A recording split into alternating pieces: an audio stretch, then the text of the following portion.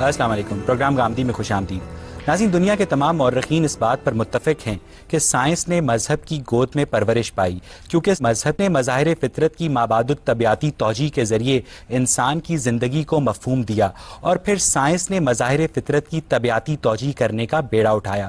مگر کچھ عرصے بعد بعض مورخین کی رائے میں سائنسی انکشافات نے مذہبی عقائد سے متصادم ہونا شروع کر دیا، مگر دیگر مورخین کے نزدیک ہر نیا سائنسی انکشاف مذہبی عقائد کو مزید مستحکم کرتا چلا گیا. آج ہم اپنے شرکاء اور محترم جاوید احمد غامدی کی باہمی گفتگو کے ذریعے اس امر کا تعین کرنے کی کوشش کریں گے کہ کیا واقعی سائنسی انکشافات مذہبی نظریات سے متصادم ہیں یا مذہبی نظریات سائنسی حقائق کی اشاراتی ترجمانی کرتے ہیں.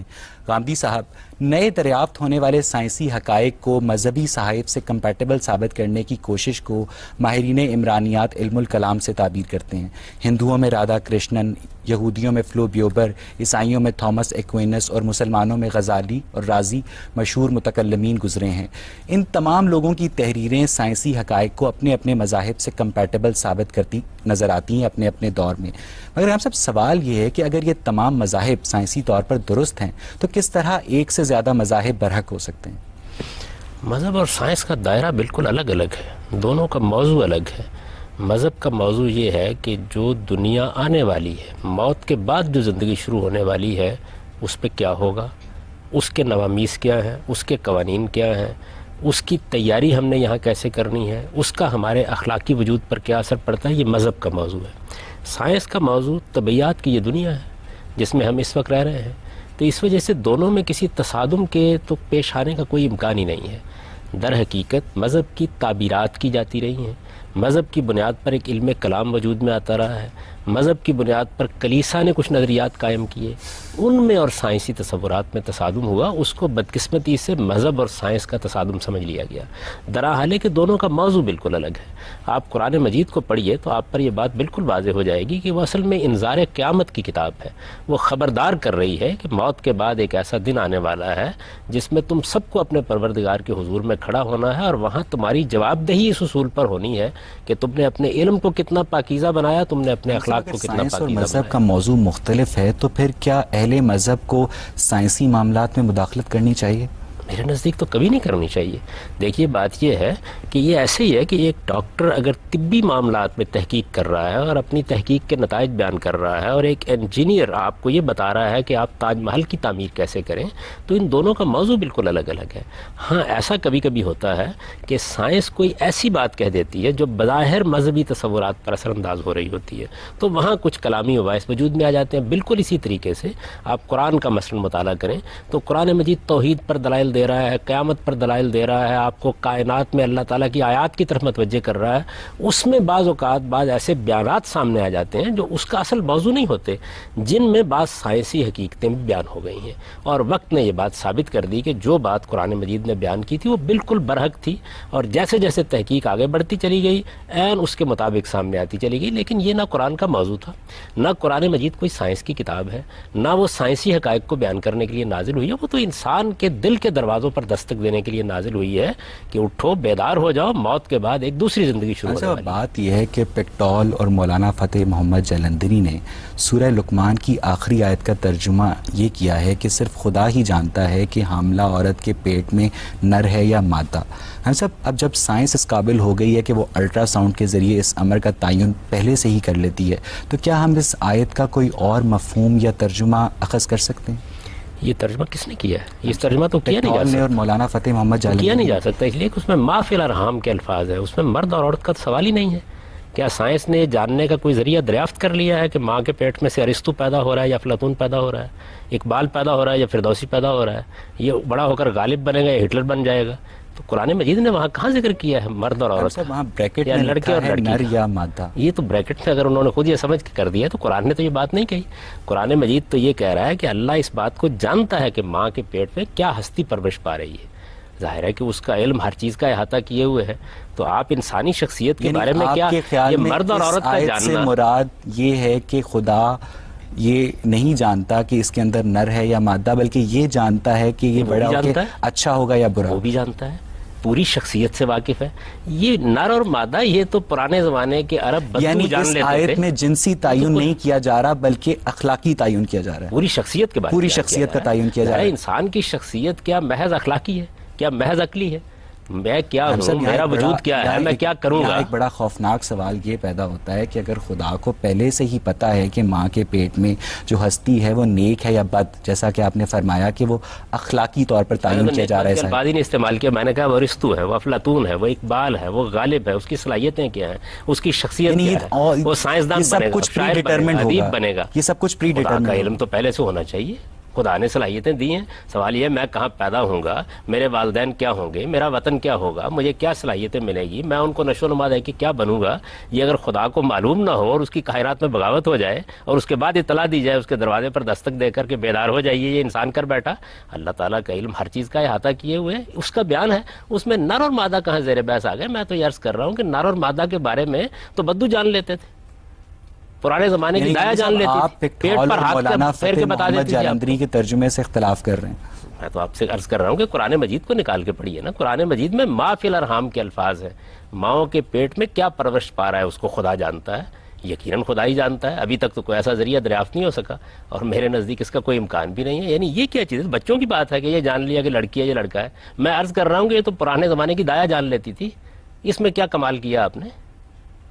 جو بات قرآن مجید نے کہی ہے بڑی غیر معمولی بات ہے کہ تم کیا جانتے ہو اس بات کو کہ پروردگار کس درجے میں جانتا ہے کہ ماں کے پیٹ میں جو آج بچہ پیدا ہو رہا ہے یہ کل کیا بننے والا ہے, اس کی شخصیت کیا سامنے آئے گی, یہ دنیا میں کیا کارنامے کرے گا, اس سے خیر پھیلے گا, اس سے شر پھیلے گا. کو منطق کی کسوٹی پہ پرکھنا ممکن ہے؟ دیکھیے بات یہ ہے کہ منطق کیا چیز ہے.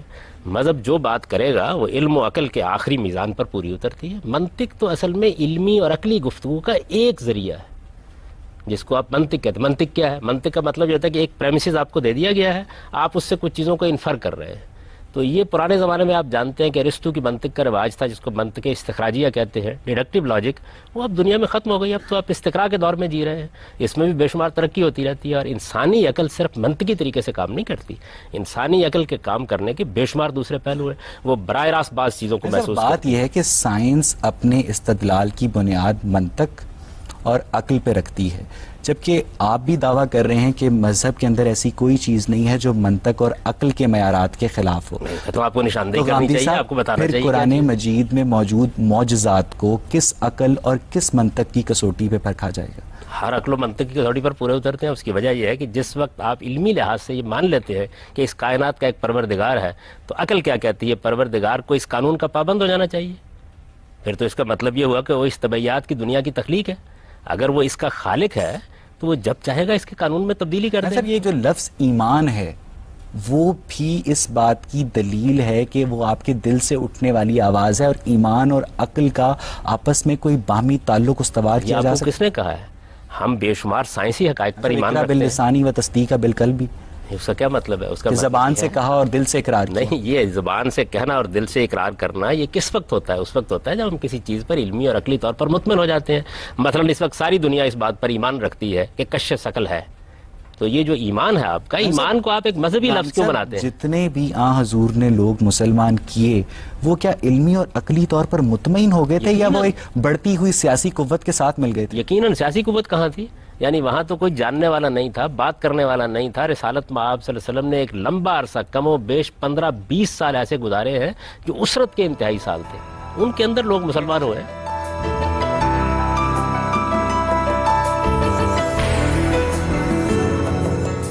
ترجمان صاحب, بات یہ ہے کہ کلوننگ کے ذریعے ہم بے تحاشا موروثی بیماریوں کا خطرہ کم کرنے کے قابل ہو گئے ہیں, مگر صاحب جو مذہبی علماء کی اکثریت ہے وہ کلوننگ کی اس بنیاد پر مخالفت کرتی ہے کہ خدا ہی نئی جان کی تخلیق پر قادر ہے, اور وہ اس کی سپورٹ میں سورہ روم کی 27ویں آیت کا بھی استعمال کرتے ہیں. تو صاحب آپ کلوننگ کو شرعی نقطہ نظر سے کس طرح دیکھتے ہیں؟ میرے نظر تو ایک سائنسی مسئلہ ہے, اس کا سائنسی لحاظ سے جائزہ لینا چاہیے. البتہ اگر آپ انسان کی کلوننگ کریں گے تو اس سے کچھ اخلاقی سوالات پیدا ہوتے ہیں. کسی چیز کا ہونا ایک چیز ہے, ہو جانا ایک چیز ہے, ممکن العمل ہونا ایک چیز ہے, اور اس سے اخلاقی سوالات جو پیدا ہوتے ہیں ان کا سامنا انسان کو کرنا پڑتا ہے.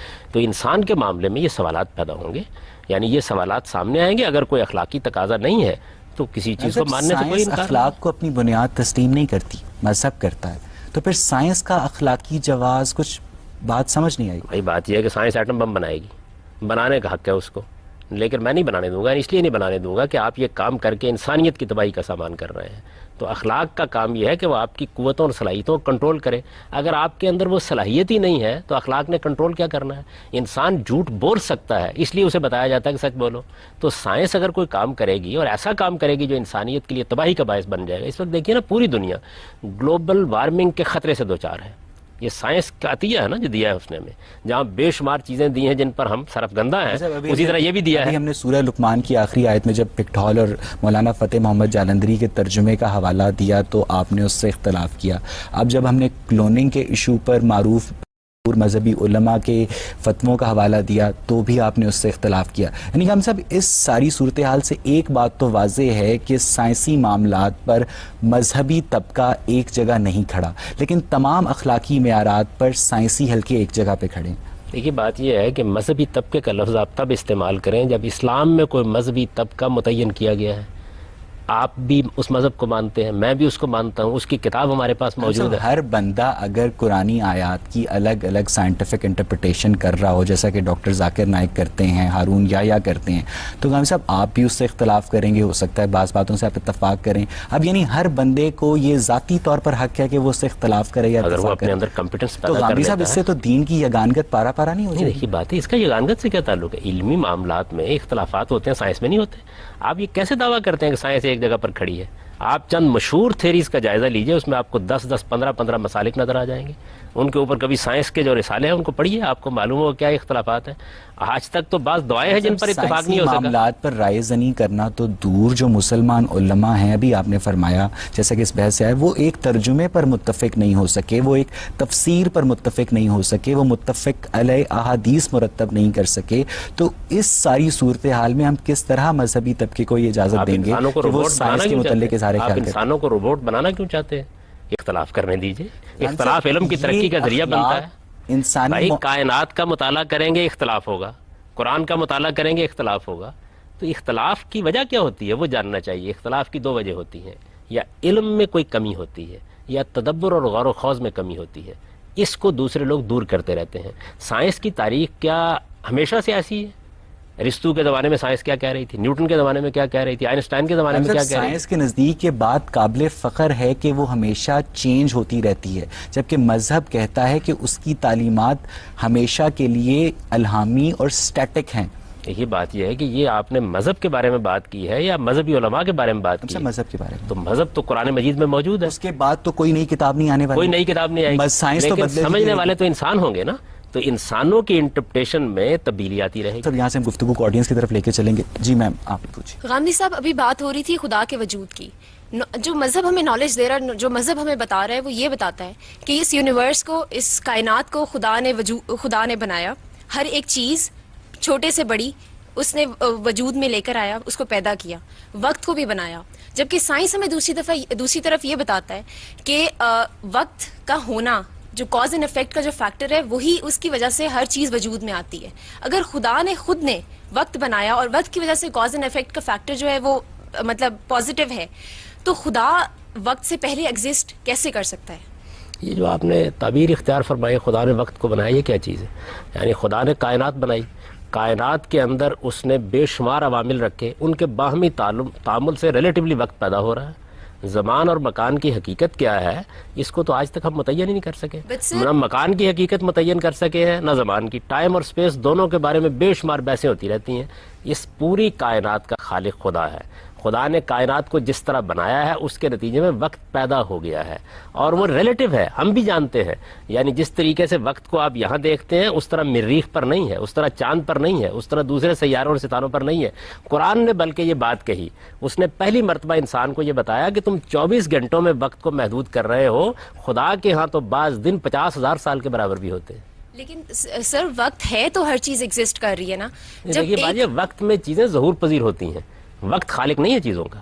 وقت وہ پیمانہ ہے جس کے زاویے سے ہم چیزوں کو دیکھتے ہیں. یعنی حرکت اس کے نتیجے میں ایک محسوس حقیقت بنتی ہے. تو وقت کا یہاں تک تعلق ہے، وہ خالق نہیں ہے چیزوں کا. لیکن وقت کی خود ایک ایگزسٹنس ہے. اگر خدا تو یہاں بہت سی چیزوں کی تو ہر چیز ایگزسٹ اسی لیے کر رہی ہے کیونکہ سائنس یہ ہمیں پروف کر رہا ہے کہ کاز اینڈ افیکٹ کا فیکٹر وداؤٹ ٹائم پاسبل نہیں ہے. تو اگر خدا آپ یہ کہنا چاہ رہے ہیں کہ خدا وقت سے پہلے ایگزسٹ کر رہا تھا, جبکہ سائنس ہمیں آج یہ پروف کر رہی ہے کہ کوئی چیز ایگزسٹ نہیں کر سکتی. خدا کے بارے میں وقت کا لفظ بولنا ٹھیک نہیں ہے. یہ وقت کا لفظ ہم کائنات کے بارے میں بولتے ہیں. یہ سارے تصورات کائنات میں پیدا ہوتے ہیں. خدا زمان و مکان سے بالاتر ہونا چاہیے, عقل یہی کہتی ہے. اسی کو قرآن نے بیان کیا, هو الظاہر هو الباطن هو الاول هو الآخر. وہ نہ زمان کے اندر پابند ہے نہ مکان کے اندر پابند ہے. کوئی ایسی چیز نہیں کہ جس کے بارے میں آپ کہیں کہ یہ وہ ہے اور اس کے اوپر خدا ہے, یہ وہ ہے اور اس کے نیچے خدا ہے, یہ وہ ہے اور اس سے پہلے خدا ہے, یہ وہ ہے اور اس کے بعد خدا ہے. تو قرآن مجید نے یہ تصور دیا انسان کو کہ ذات خداوندی کو اپنی گرفت میں لانے کی کوشش نہ کرو. ذات خداوندی ہے, یہ ایک حقیقت ہے, اس کو اپنی گرفت میں لانا یہ کیسے انسان کے لیے ممکن ہے؟ انسان کی تو ابھی آنکھیں اس کائنات کی پہنائیوں کو نہیں دیکھ سکتے. آپ فرما رہے ہیں کہ خدا کائنات سے ماورا ہے, یعنی خدا زمان اور مکان کی قید سے آزاد ہے. تو گاندھی صاحب, دنیا کی کوئی ایسی ہستی انسانی عقل کیا منطق کی کسوٹی پر اس کی تصدیق کر سکتی ہے جو زمان اور مکان کے بغیر ایگزسٹ کر سکے؟ بالکل کرتی ہے. اس کی وجہ یہ ہے کہ جب خدا کا تصور عقل کرتی ہے تو وہ چاہتی ہے کہ وہ ان حدود کا پابند نہ ہو. یہ تو خود عقل کا تقاضا ہے. اگر وہ ان حدود کا پابند ہوگا, خدا کی صفات انسان کی چاہت کی محتاج ہے. خدا کی صفات انسان کے عقلی تقاضوں کے لحاظ سے ہیں.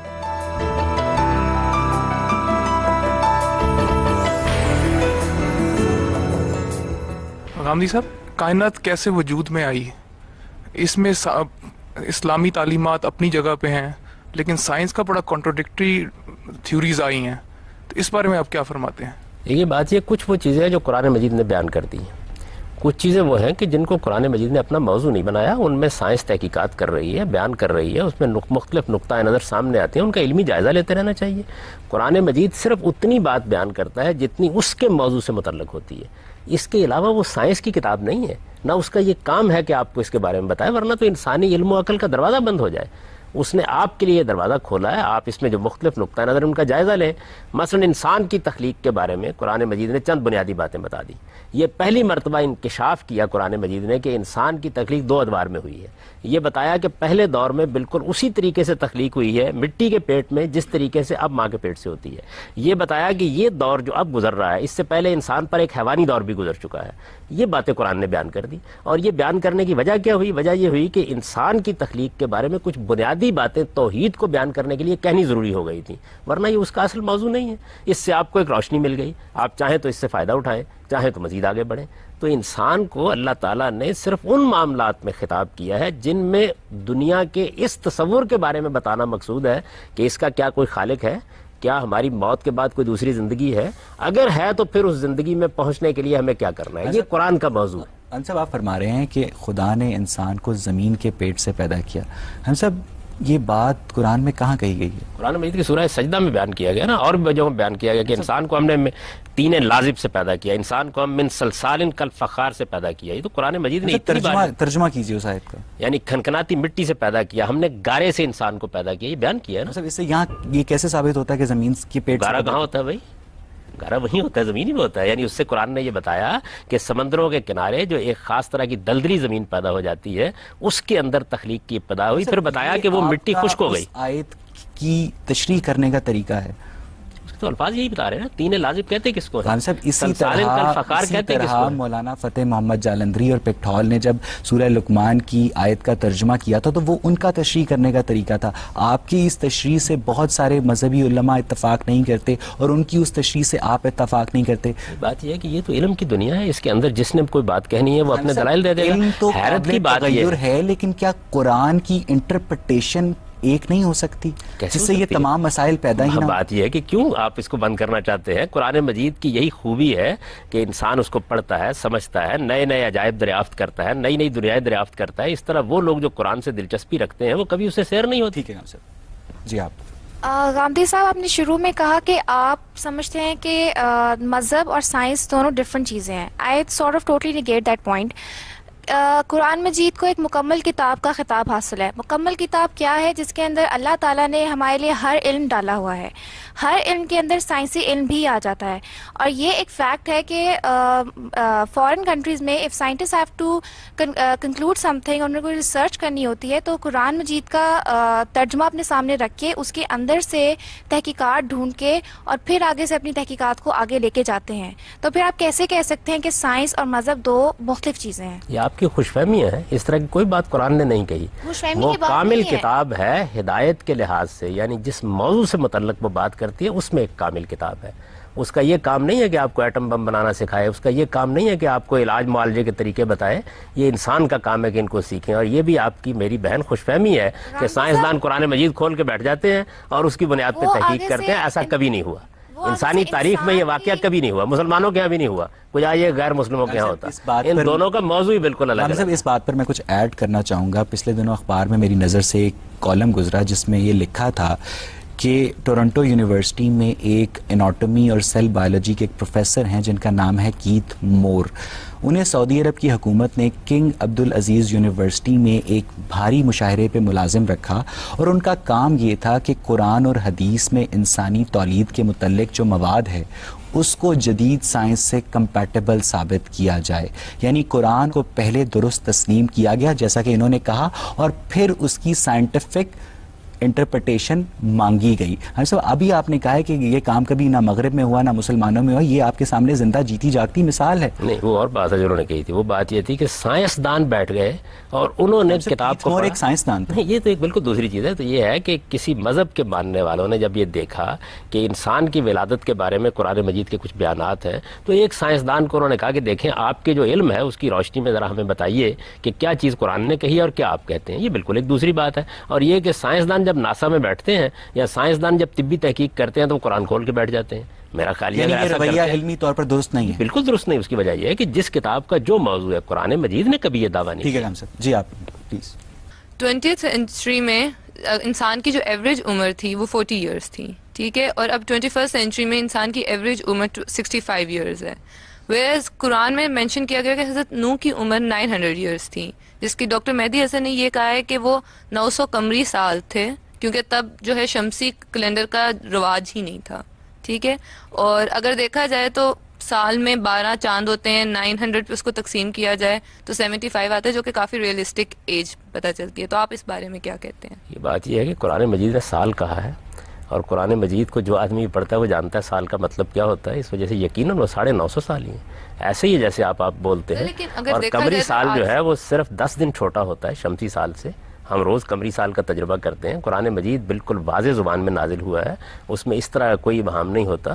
اور دوسرے یہ کہ قرآن جس زمانے کی خبر دے رہا ہے وہ زمانہ تو ابھی آپ سائنس میں متعین نہیں کر سکے کہ لاکھوں سال پہلے کا تھا. غامدی صاحب، جس طرح انگریزوں نے ترقی کی، سائنس کا یوز کرتے انہوں نے ایٹم بم وغیرہ بنایا، تو مسلمانوں کے لیے یہ ہے کہ انہوں نے اپنی زندگی قرآن اور حدیث کی روشنی میں رہ کر اپنی زندگی میں امپرومنٹ لانی. تو ہم قرآن اور حدیث کی روح سے کیسے انگریزوں کو کمپیٹ کر سکتے ہیں؟ ذرا مجھے ان مسلمانوں کے بارے میں بتائیے جو قرآن و حدیث کی روشنی میں زندگی بسر کرنے کی کوشش کر رہے ہیں.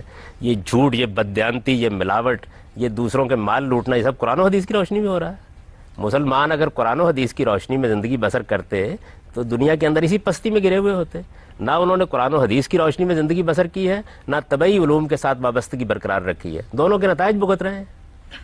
لیکن غام صاحب، ہم کہاں ہے کہ مسلمان قرآن و حدیث کے مطابق زندگی بسر کر رہے ہیں؟ ہم پھر کمپیٹ کیسے کر سکتے ہیں انگریزوں کو اگر ہم اپنے آپ کو اسلام پہ بھی رکھیں اور ساتھ ہم کمپیٹ کرنا چاہیں ان کو؟ اسلام کہاں آپ کے راستے میں رکاوٹ بن گیا ہے؟ اسلام کا موضوع بالکل الگ ہے.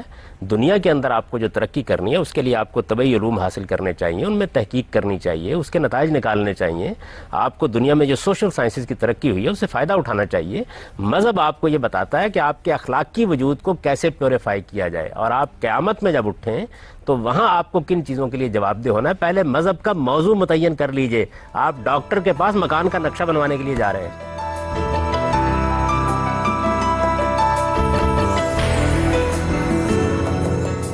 علی صاحب، ابن نجیم نے اپنی کتاب الاشباح والنظائر میں اسلامی شریعت کا ایک قانون دیا ہے جس کے مطابق جب ممانعت کی شہادتیں اجازت کی شہادتوں سے ٹکرا جائیں تو پھر جو ترجیح ہے وہ ممانعت کی شہادتوں کو دی جائے گی. علی صاحب، اسی طرح وہ آگے چل کر لکھتے ہیں کہ اسی آیت کو اسی اصول کو بنیاد بنا کر وہ یہ کہتے ہیں کہ جو لاش کی چیر پھاڑ ہے کسی بھی صورت میں قطعی طور پر حرام ہے، اس کا پوسٹ مارٹم نہیں کیا جا سکتا۔ تو قاضی صاحب لیکن دوسری طرف پوسٹ مارٹم سے ہمیں جرائم اور طبی معلومات بھی ملتی ہیں، جرائم کے متعلق بھی معلومات ملتی ہیں، تو ہم صاحب آپ پوسٹ مارٹم کو شرعی نقطہ نظر سے کس طرح دیکھیں؟ میرے نزدیک کوئی حرج نہیں ہے۔ دیکھیے بات یہ ہے کہ آپ پرانے فقہا کی آراء کو قرآن و حدیث کا مسلک بنا کے نہ پیش کریں۔ قرآن مجید ہمارے پاس موجود ہے، پیغمبر کے ارشادات موجود ہیں، ایک زمانے میں لوگوں نے اس کی بنیاد پر وہ لوگ پیغمبر کے ارشادات سے استدلال کر رہے ہیں اور آپ بھی پیغمبر کے ارشادات سے استدلال مطلب یہ جو آپ نے ان کی بات بتائی ہے، اس کے حق میں پیغمبر کا کون سا ارشاد انہوں نے پیش فرمایا ہے؟ یہ تو ایک بالکل فقہی اور قانونی ضابطہ ہے، اور فقہی اور قانونی ضابطے بنتے بھی رہتے ہیں، تبدیل بھی ہوتے رہتے ہیں۔ ہم سب صحیح بخاری میں ایک جگہ یہ بیان کیا گیا ہے کہ لعنت ہے ان لوگوں پر جو مصنوعی بال استعمال کریں۔ صحیح مسلم میں بھی یہ واقعہ بیان کیا ہے۔ ہم سب اسی بات کو بنیاد بنا کر وہ نہ صرف پوسٹ مارٹم کی مخالفت کرتے ہیں کہ اس سے بھی لاش کی چیر پھاڑ ہوتی ہے، انسانی جسم کو آپ چھیڑتے ہیں، اور آرگن ٹرانسپلانٹیشن کی بھی مخالفت کرتے ہیں۔ یہی بات یہ ہے کہ جب وہ یہ مخالفت کریں گے تو ان کے استدلال کا ہم جائزہ لیں گے نا۔ مثلا آپ مجھ سے پوچھیں گے تو میں آپ کو یہ بتاؤں گا کہ وہاں تو مسئلہ یہ اخلاقی زیر بحث ہے۔ اگر کوئی خاتون اس طرح بال لگا کے یہ تاثر دے دیتی ہے دوسرے کو کہ میری عمر یہ ہے اور وہ ہے، تو اس سے وہ اخلاقی طور پر دھوکہ دہی کا ارتکاب کرتی ہے۔ اس طرح کے معاملات میں رسالت مآب صلی اللہ علیہ وسلم نے ان کو توجہ دلائی کہ ایسا نہیں کرنا چاہیے۔ تو یہ جو چیز ہے مذہب کا موضوع اخلاقیات، ٹرانسپلانٹیشن قطعی طور پر جائز ہے، یعنی قرآن حدیث میں کوئی بات اس کے خلاف نہیں ہے۔ ہم اس کا جائزہ لیں گے، جائزہ لینے کے بعد یہ دیکھیں گے کہ اس میں کوئی اخلاقی خرابی تو نہیں ہے۔ اگر کوئی اخلاقی خرابی نہیں ہے تو اجازت دے دیں گے۔ اس وقت اس کی اجازت کم و بیش تمام اہل علم دے ہی چکے ہیں۔ کچھ لوگ ہیں جو اس کے اوپر اعتراض کرتے ہیں۔ دیکھیں جب نئی باتیں سامنے آتی ہیں تو انسان اعتراض کر رہا ہوتا ہے۔ بتائیے کہ فرض کیجئے ایک ملک میں ایسے طبقے کی حکومت ہے جو علماء سے گائیڈنس لیتا ہے، اور وہ علماء اس حکومت کو یہ کہتے ہیں کہ آپ آرگن ٹرانسپلانٹیشن پہ پابندی لگا دیں۔ ہاں صاحب، اب ایک ایسا شخص جو آرگن ٹرانسپلانٹیشن ہونے سے بچ سکتی تھی، جس کی جان، اور وہ مارا جاتا ہے، تو قیامت والے دن اس شخص کی جان کا حساب کیا ان علماء سے لیا جائے گا؟ دیکھیے میں آپ سے عرض کروں کہ یہ بالکل ایسے ہی ہے کہ جس طرح آج ایک ڈاکٹر علاج کرتا ہے، وہ اپنے علم کی روشنی میں آج ایک دوا آپ کو دیتا ہے۔ ممکن ہے کوئی دوا ڈاکٹر کو تو پتا تھا کہ آرگن ٹرانسپلانٹیشن سے وہ بچ جائے گا، ان علماء کو نہیں پتا۔ میری گزارش سن لیجیے نا، ایک دوا کے بارے میں تحقیق ہوتی ہے، وہ دوا دی جاتی رہتی ہے۔ مجھے یاد ہے اب تک کہ ناول جی نے ایک زمانے میں ہمارے ہاں ایسی دوا تھی جیسے ڈسپلین ہے۔ اچانک ایک دن یہ معلوم ہوا کہ یہ دوا تو انسانی زندگی کے لیے بڑی مہلک ہے۔ اب مجھے بتائیے کہ جن انسانوں کو اس سے نقصان پہنچا تمام ڈاکٹر قیامت کے دن کھڑے کر لیے جائیں گے؟ انسان اپنے موجود علم کی بنیاد پر فیصلے کرتا ہے۔ اگر اس نے بدنیتی سے، پھر اس کا مطلب ہے علماء کو اجازت نہیں دینی چاہیے کہ وہ سائنسی معاملات پر رائے زنی میں تو کبھی نہیں دیتا۔ آپ دیتے ہیں اور اس کے بعد مجھ سے پوچھتے ہیں، میں تو نہیں دیتا۔ میں یہ کہتا ہوں ہر آدمی کو اپنے علم کے دائرے میں رہنا چاہیے۔ مذہبیات کے علم کا ایک دائرہ ہے، وہ دائرہ کیا ہے؟ لوگوں کو یہ بتایا جائے کہ ان کے پروردگار نے ان سے اس دنیا کی زندگی میں کیا تقاضے کیے ہیں جن کو اگر وہ پورا کریں گے تو قیامت میں سرخرو ہوں گے۔ غمدی صاحب، اسلام اور دیگر مذاہب میں روح کا تصور پایا جاتا ہے۔ نہ صرف یہ انسان کے جو مختلف افعال ہیں وہ بھی اس سے منسلک ہیں، چاہے جائے کہ جو سائنس ہے وہ اس چیز کو اس طرح سے تسلیم نہیں کرتی۔ تو آپ اس نقطہ نظر پہ تھوڑی روشنی ڈالیں۔ یہ سائنس کا موضوع نہیں ہے۔ سائنس کا کام یہ ہے کہ جو کچھ ہماری شخصیت میں ظہور پذیر ہو رہا ہے اس کا جائزہ لے۔ آپ کوئی سائنس کی اعلیٰ کتاب اٹھائیں، وہ سب سے پہلے آپ کو یہ کہے گی کہ سائنس ان چیزوں سے متعلق ہے جو اس کی حواس کی گرفت میں آتی ہیں، جن پر تجربہ کیا جا سکتا ہے۔ تو سائنس کا بھی ایک دائرہ ہے۔ آذرائے کرم نہ مذہب کے دائرے کو اس جگہ پہنچائیے، نہ سائنس کے دائرے کو وہاں سے آگے بڑھائیے۔ ما بعد طبیعیات سائنس کے دائرے سے باہر کی چیز ہے۔ سائنس کی ترقی اس وقت شروع ہوئی جب یہ اعتراف کیا گیا کہ ہم اب وائے سے متعلق نہیں ہوں گے۔ سائنس کی اعلیٰ کتابیں یہاں سے شروع ہوتی ہیں، ہم اب ہاؤ سے متعلق ہوں گے، اور اس کے نتیجے میں یہ سب کچھ سامنے آیا۔ یہ بات کہ انسانی شخصیت کیا ہے، کہاں سے آتی ہے، اس شخصیت کی حقیقت کیا ہے، یہ سائنس کا موضوع نہیں ہے۔ سائنس کا موضوع یہ ہے کہ جسم میں یہ انسانی شخصیت کس طرح کام کرتی ہے۔ لہذا سائنس دماغ کا جائزہ لے گی، دل کا جائزہ لے گی، آپ کے جگر کا جائزہ لے گی، آپ کے گردوں کا جائزہ لے گی، آپ کے پورے انسانی جسم کے فنکشنز کو دیکھے گی۔ یہ اس کا دائرہ ہے، اس میں اس نے بڑا کام کیا ہے، انسانیت پر اس کے بڑے احسانات ہیں، اس کو اس کے دائرے میں رکھیے۔ مذہب کا دائرہ اس سے آگے شروع ہوتا ہے۔ جہاں طبیعیات کا دائرہ ختم ہوتا ہے وہاں آپ کو مذہب یہ بتاتا ہے کہ آپ کی یہ شخصیت خدا کی دی ہوئی ہے، اس شخصیت کو وہ باقی رکھے گا، اس شخصیت کو ایک دن جواب دہ ہونا ہے اور آپ کو اس کے لیے پیوریفائی کرنا ہے۔ سائنس کا دائرہ اور اسلام کا دائرہ ڈیفرنٹ ہے، میں نے ابتدا بات یہاں سے کی، ان دونوں کا دائرہ بالکل الگ الگ ہے۔ اصل میں ان دونوں کے دائرے کو الگ رکھنے ہی میں انسانیت کی خیر ہے۔ یعنی اگر آپ اطباء سے یہ کہیں گے کہ وہ مذہب پر کلام کریں اور مذہبی علماء سے یہ کہیں گے کہ وہ آپ کو علاج معالجہ بتائیں تو یہ آپ کا کمال فن ہے، اس سے انسانیت کو کوئی فائدہ نہیں ہوگا۔ ہر ایک کا اپنا علم ہے، اس کے اندر اس سے استفادہ کریں۔ عالم صاحب، ایک فرانسیسی نیچرل فلسفر تھا جس کا نام تھا دیکارت۔ اس کا یہ کہنا تھا کہ روح کو مادی سمجھنا آسان ہے مگر یہ سمجھنا سخت دشوار ہے کہ وہ غیر مادی ہو کر، جیسا کہ آپ نے فرمایا کہ وہ غیر مادی ہوتی ہے، ایک مادے کو متحرک کرتی ہے۔ اب اگر ہم روح کو مادی تصور کریں تو کیا ہم انسانی جسم میں پائی جانے والی لیونگ انرجی کو روح کہہ سکتے ہیں؟ اور اگر ہم اسے مادی تصور نہ کریں جو کہ آپ نے جیسا کہ فرمایا، تو پھر اس دیکارت کے سوال کا جواب کیا ہو سکتا ہے؟ ایک بات یہ ہے کہ دیکارت سے سائنس بہت آگے بڑھ چکی۔ اب تو صورتحال یہ ہے کہ پہلے مادہ مسئلہ بنا ہوا تھا، اب مادے کی حقیقت مسئلہ بنی ہوئی ہے۔ پہلے یہ خیال ہوتا تھا کہ یہ کوئی ٹھوس چیز ہے جس کو ہم دیکھ سکتے ہیں، اب معلومات ہماری گرفتی میں نہیں آتی۔ اب مادے میں لوگ لہریں دریافت کر رہے ہیں اور نور کے اندر ذرات دریافت کر رہے ہیں، تو دنیا اس سے بہت آگے بڑھ گئی۔ سوال یہ نہیں تھا، سوال یہ تھا کہ روح غیر مادی ہو کر مادے کو کس طرح متحرک کرتی۔ میں یہ کہتا ہوں کہ یہ سب سے زیادہ سائنٹیفک بات ہے، یعنی ظاہر بات ہے کہ مادے کے اندر تحریک کے عوامل تو مجھے ملتے ہی نہیں ہیں۔ تو اگر میں یہ مانتا ہوں کہ ایک شخصیت موجود ہے جو اس کو متحرک کرتی ہے، یعنی میرے نزدیک وہ شخصیت جو شعور دیتی ہے آپ کو، ایک آپ کی حیوانی زندگی ہے، وہ مادی تعامل سے پیدا ہو جاتی ہے، وہ جانوروں میں بھی ہے۔ ایک آپ کی شخصیت ہے، یعنی جانوروں میں روح نہیں ہوتی؟ ایک شخصیت جو جانوروں میں روح نہیں ہوتی، ان کے اندر جان ہوتی ہے، زندگی ہوتی ہے، نفس ہوتا ہے، یہ چیز ہوتی ہے۔ آپ کے اندر در حقیقت وہ ایک شخصیت ہے جس کو انسانی شخصیت کہا جاتا ہے۔ چنانچہ یہی وجہ دیکھیے قرآن اس کو کیسے بیان کرتا ہے، وہ کہتا ہے کہ انسان کا حیوانی وجود جب پایا تکمیل کو پہنچ جاتا ہے، اس وقت ہم اس کے اندر یہ انسانی شخصیت ڈال دیتے ہیں۔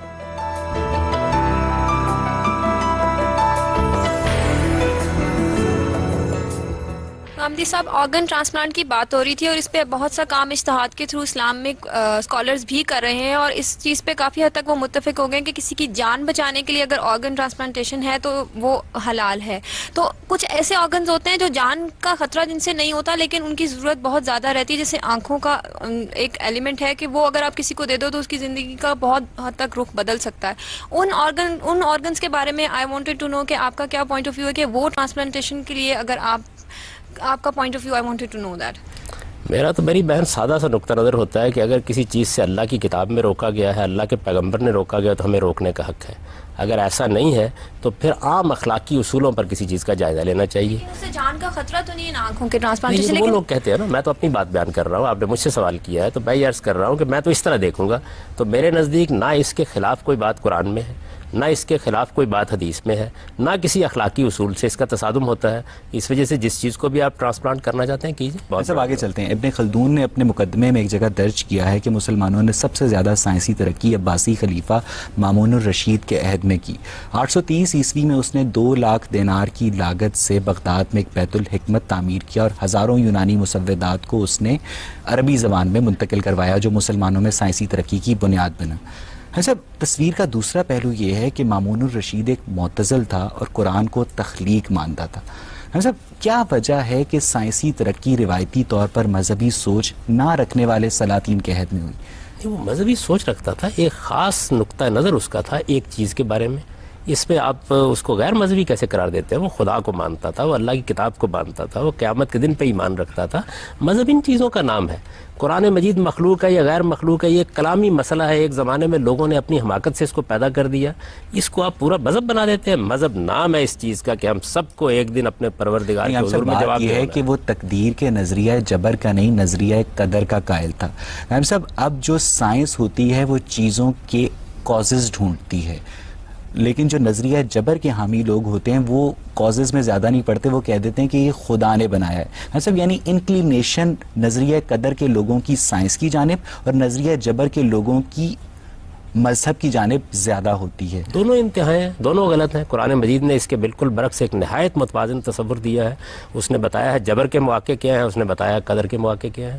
تو یہ دو انتہائیں ہیں۔ انسان کا سب سے بڑا مسئلہ یہ ہے ایسی سائنسی ترقی کسی نظریہ جبر کے حامی بادشاہ کے دور میں کیوں نہیں ہو سکی؟ میں تو نظریہ جبر کا حامی نہیں ہوں، نہ میں قرآن کو نظریہ جبر کا حامی سمجھتا ہوں۔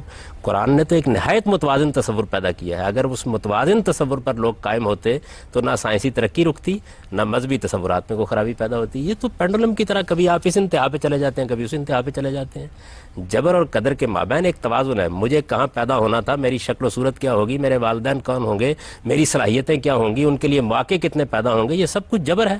لیکن یہ کہ ان صلاحیتوں کو نشو و نما دینے کے لیے مجھے کیا ایفرٹ کرنی ہے اور میرا اخلاقی وجود کیا, یہ اور ایگزامپل یہ ملتی ہے کہ اخوان الصفا نے ایسٹرونومی کے اوپر, میوزک کے اوپر, فزکس کے اوپر جو رسائل مرتب کیے انہیں برسر بازار بغداد کی گلیوں میں جلوایا گیا.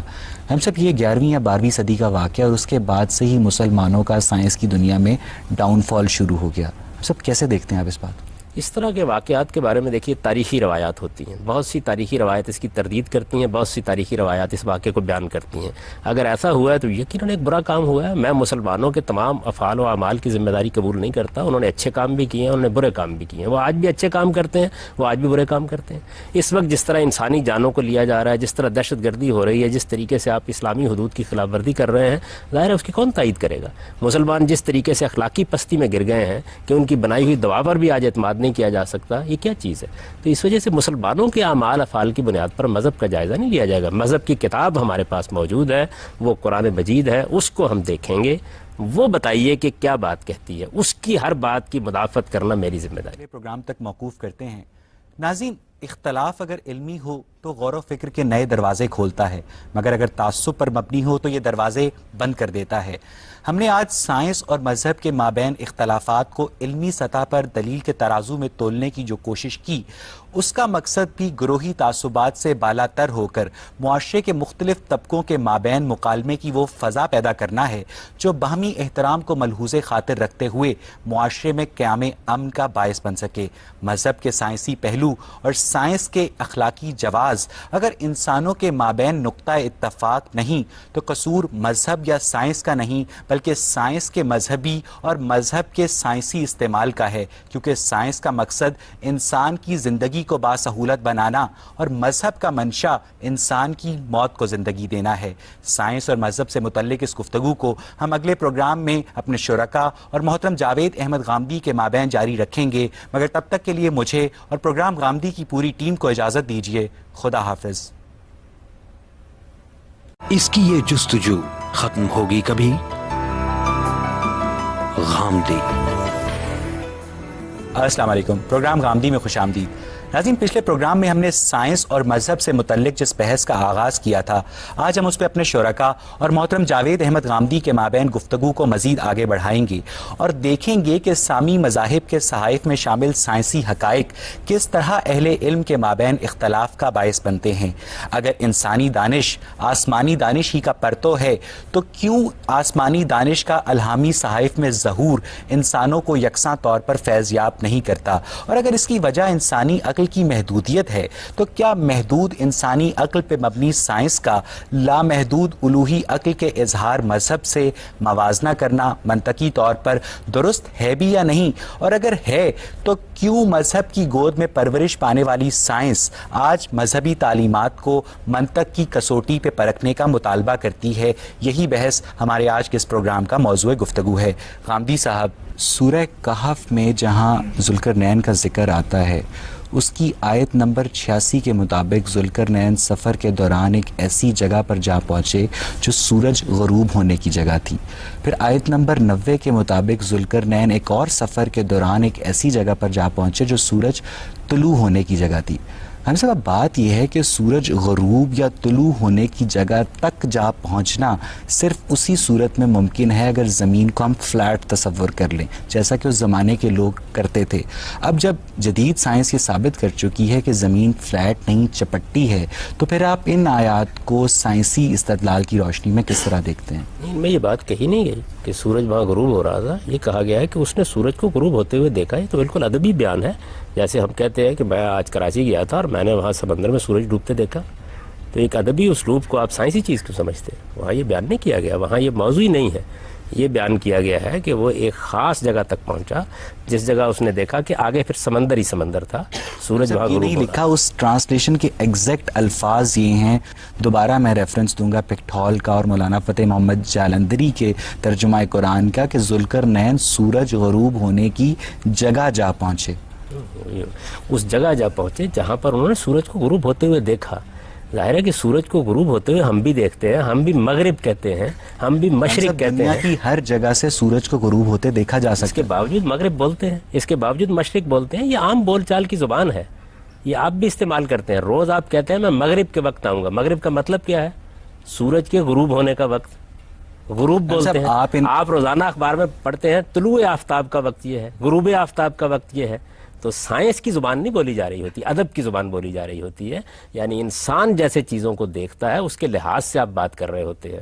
وہاں سورج کے طلوع و غروب کی سائنس بیان کرنا قرآن کا مقصود ہی نہیں ہے. یہی تو میں بتانے کی کوشش کر رہا ہوں. تشریح ان آیات کے متعلق بجا تسلیم, لیکن گاندھی صاحب بات یہ ہے کہ زمین فلیٹ ہے, اس بات کی جو سپورٹنگ ایویڈنس ہے وہ احادیث میں بھی پایا جاتا ہے. مثال کے طور پر صحیح بخاری میں حضرت ابو ذر غفاری سے ایک روایت منسوب ہے جس کے مطابق سورج غروب ہونے کے بعد خدا کے تخت کے نیچے چھپ جاتا ہے اور اگلے دن خدا کی اجازت ملنے کے بعد طلوع ہوتا ہے, اور قیامت اس دن آئے گی جب یہ اجازت نہیں ملے گی. ہم سب یہ پھر وہی ویو آ گیا کہ زمین فلیٹ ہے, کیونکہ اس زمانے کا بندہ سورج کو صرف غروب ہوتے دیکھتا تھا, جبکہ آج ہم جانتے ہیں کہ سورج کبھی غروب نہیں ہوتا, آدھے حصے پہ زمین کے طلوع ہوتا ہے اور آدھے حصے پہ غروب ہوتا ہے. بڑی غیر معمولی بات جو بیان کی گئی ہے اس میں اصل میں اس حقیقت کی طرف آپ کو توجہ دلائی گئی ہے کہ جو طلوع و غروب کا نظام چل رہا ہے, جس کے تحت سورج ایک جگہ سے آتا ہے دوسری جگہ جاتا ہے, یہ دنیا جس طریقے سے کام کر رہی ہے یہ سب خدا کے اذن پر کام کر رہی ہے. وہاں بیان کرنا یہ مقصود ہی نہیں ہے جس کو آپ سائنسی تحقیقات کہتے ہیں.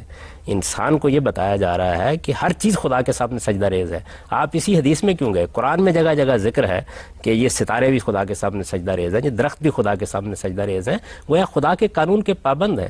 اللہ تعالیٰ نے جس ضابطے قاعدے میں ان کو باندھ دیا اس کے مطابق کام کر رہے ہیں. یہ جگہ جگہ بیان ہوا ہے, اس کو آپ ایک سائنسی چیز کیوں سمجھتے ہیں؟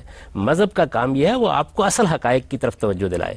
یہ سائنس کا کام ہے کہ وہ آپ کو یہ بتائے کہ سورج کے طلوع و غروب کی کیا صاحب زمین فلیٹ ہے. ہم نے جب اس کے متعلق قرآنک ایویڈنس آپ کے سامنے رکھا تو آپ نے اس سے اختلاف کیا. زمین فلیٹ ہے جب ہم نے اس کے متعلق احادیث آپ کے آگے رکھی تو آپ نے اس سے اختلاف کرتے ہوئے اپنا نقطہ نظر بیان کیا.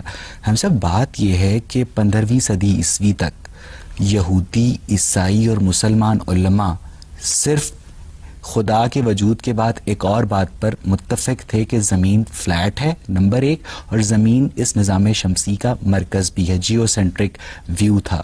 ہم سب جب اس کے بعد گلیلیو نے اس بات کو غلط ثابت کیا تو تب سے بتدریج اس موقف میں تبدیلی آنا شروع ہوئی. کیوں؟ اس کی وجہ یہ ہے کہ یہ ایک سائنسی بات تھی, جو اس زمانے کی سائنس تھی. جس طرح انسان عام طور پر مشاہدہ کرتا تھا اس کے لحاظ سے اس نے ایک رائے قائم کی. جب اس میں تبدیلی آ گئی, معلوم ہوا کہ ایویڈنس اس کے خلاف ہے, تو لوگوں نے ہر سائنسی دریافت کے بعد اہل مذہب اپنے موقف میں تبدیلی کیوں پیدا کر لی؟ یہ مذہب کا مسئلہ ہی نہیں ہے. دیکھیے آپ پہلے ایک مسئلے کو مذہب کا مسئلہ بناتے ہیں, اس کے بعد کہتے ہیں کہ تبدیلی کیوں آ گئی. دنیا میں بہت سے لوگ تھے جو بہت سی باتوں کو مانتے تھے, سائنسی تحقیقات نے ان کو غلط ثابت کر دیا. یہ تو زمانے کی بات تھی. 1982 میں سعودی عرب میں ایک مفتی تھے شیخ عبدالعزیز بن باز, انہوں نے فتویٰ دیا کہ زمین فلیٹ ہے اس آیت کو بنیاد بناتے ہوئے کیف الارض سوتیحت, اور جو اس بات کی مخالفت کرے وہ کفر میں شامل ہو جائے گا. یہ بات ہے, اگر اس طرح وہ فتویٰ انہوں نے دیا ہے تو ان کے حق میں دعائے خیر کی جا سکتی ہے. قرآن مجید کی اس آیت میں یہ موضوع ہی نہیں ہے. وہاں تو یہ بیان کیا گیا ہے کہ یہ دیکھو زمین تمہارے لیے کس طرح چلنے کی پھرنے کی ایک ایسی چیز بنا دی گئی ہے کہ وہ بچھونا ہے جو تمہارے لیے بچھا دیا گیا ہے. ایک خالص ادبی اسلوب میں کہی بات کو اگر آپ ایک سائنسی حقیقت کے طور پر لیتے ہیں تو اس میں کیا کیا جا سکتا ہے سوائے اس کے کہ آپ کے حق میں دعا کی جائے. قرآن مجید کی جو بات ہے وہ واضح کریں گے, ہم اس کو بتائیں گے. اگر کسی صاحب علم نے اپنے کسی سیاسی یا اپنے کسی معاشرتی یا اپنے کسی تہذیبی یا اپنے کسی اور پس منظر کی وجہ سے ایک بات قرآن مجید کی طرف منسوب کر دی ہے, تو آخر ہمیں بھی اللہ نے علم دیا ہے, عقل دی ہے, ہم اس کو رکھ کے دیکھیں گے. آپ نے جب یہ فرمایا تھا کہ انسان کو کھنکھناتی مٹی سے پیدا کیا گیا اسی لیے وہ زمین کے پیٹ سے پیدا ہوا, سب یہ بھی تو ہو سکتا ہے کہ یہ بھی ادبی اسلوب ہو. دیکھیے بات یہ ہے کہ وہاں تو ادبی اسلوب ہے, یہاں پر تو ایک حقیقت واقعہ جس کو بیان کیا جا رہا ہے کہ انسان کو طین لازب سے مٹی سے پیدا کیا ہے. ہم نے یہ بتایا ہے کہ ہم نے ہر زندہ چیز پانی سے پیدا کی ہے. یہ بات کہ کون سی چیز ادبی اسلوب ہوتی ہے اور کون سی چیز ہوتی ہے کہ جس میں ایک حقیقت واقعہ کا آپ بیان کرتے ہیں, یہ ہم سب جانتے ہیں. مثلا میں اگر آپ سے یہ کہوں کہ میں چڑیا گھر گیا تھا, وہاں میں نے شیر دیکھا, تو آپ یہ کہیں گے کہ یہ شعر یہاں مجازی مفہوم میں استعمال ہوا ہے. لیکن میں جب انیس کا مصرع پڑھوں گا کہ کس شعر کی آمد ہے کہ رن کانپ رہا ہے, آپ بھی جانتے ہیں میں بھی جانتا ہوں کہ یہاں پر مجاز کا اسلوب اختیار کیا گیا ہے.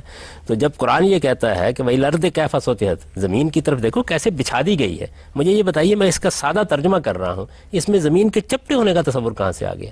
زمین بچھی ہوئی ہے، زمین ایک بچھونا ہے، زمین ہمیں اپنے اندر لیے ہوئے ہے، زمین ہمارے لیے ماں کی طرح ہے. یہ ساری چیزیں جتنی ہیں وہ زمین میں اللہ تعالیٰ کی جو عظیم رحمت ہمارے لیے اس کو بیان کر رہی ہے.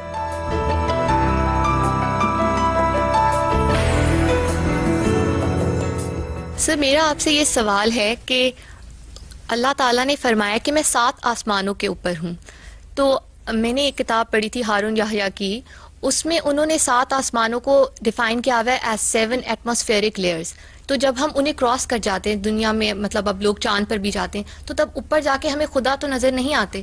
تو اس کو آپ کس طرح سے مطلب کریں گے؟ جو اسلامک اسکالرز جو ہیں قرآن کی آیات کا اس طرح ایکسپلینیشن دے دیتے ہیں، تو اس کے بارے میں قرآن مجید نے یہ بات کبھی نہیں کی. قرآن تو اس کی نفی کرتا ہے. وہ تو یہ کہتا ہے خدا نہ زبان میں پابند ہے نہ مکان میں پابند ہے. میں نے قرآن مجید کی اس سے پہلے یہ آیت آپ کو سنائی تھی جس میں قرآن نے یہ اعلان کیا ہے کہ نہ یہ کہا جا سکتا ہے کہ یہ چیز ہے جس سے اوپر خدا ہے، نہ یہ کہا جا سکتا ہے یہ چیز ہے جس سے نیچے خدا ہے، نہ یہ کہا جا سکتا ہے کہ خدا سے پہلے یہ چیز تھی، نہ یہ کہا جا سکتا ہے کہ فلاں چیز خدا کے بعد ہوگی.